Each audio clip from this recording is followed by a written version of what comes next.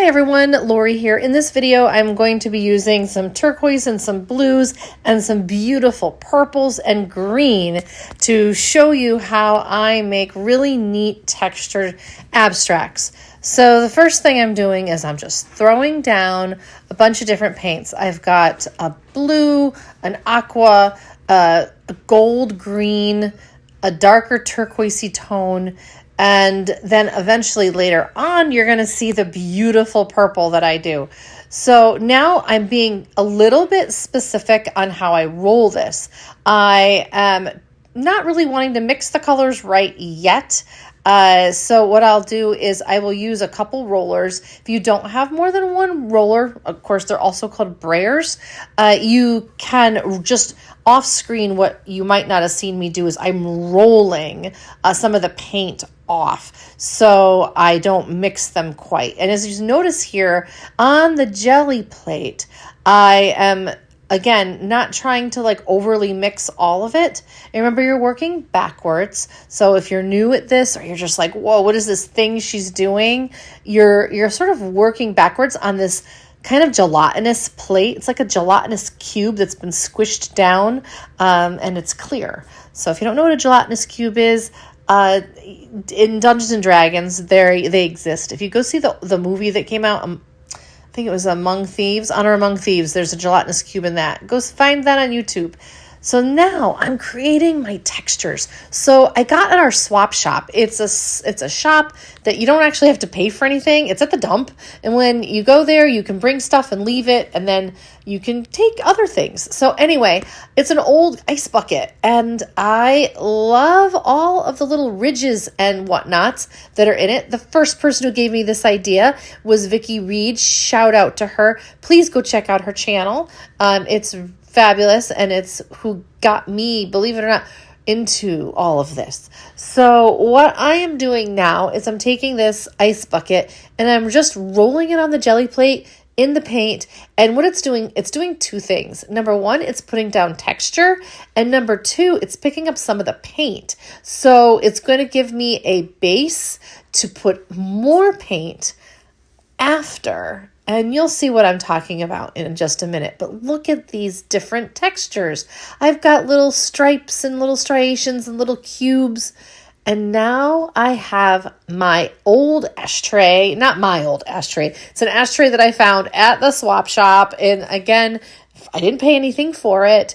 And they've got such great designs. And so all I'm doing is pressing this really firmly into the paint.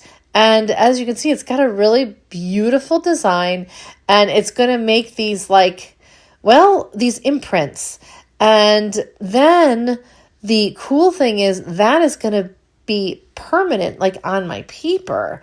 And now where it's going to end up eventually, who knows? So now I'm using rice paper. There are two sides to the rice paper, which I didn't know the first time I used it.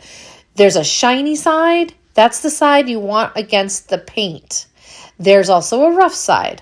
Now, it doesn't have sizing on the rough side. So that's why you want to put the shiny side against the paint. Once it's down, I probably leave it about 30 seconds and then I peel it back up and it gives me this, obviously it releases.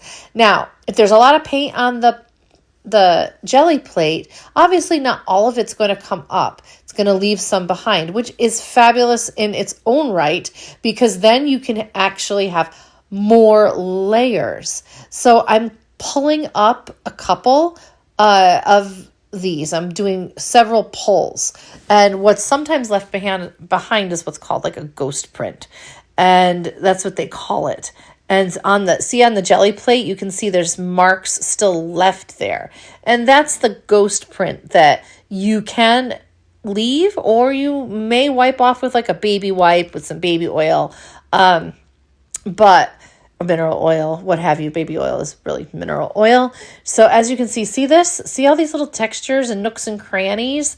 That will eventually not be wiped away by me. It'll eventually become part of another abstract, and I just love that, because to me that is like a little happy surprise that happens in the process. So what I'm going to do now is I'm going to decide what I'm going to put over that. And I decided on this beautiful purple. And it's a purple fluid by Golden. And it's really, really rich. And then this hot pink tone. They just look absolutely fabulous together. And you'll see the end results in a minute. So I'm just rolling it on with my brayer. And I'm trying to keep them a little bit separated.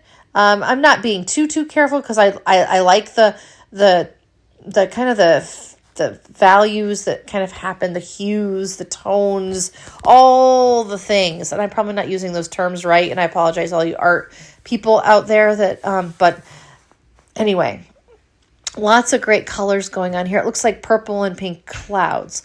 So now I'm just going to lay down another piece of clean white rice paper over this and going to do what we call, again, another pull. So rubbing it. And with this rice paper, I find you don't have to leave it for an extremely long period of time if you're just doing this.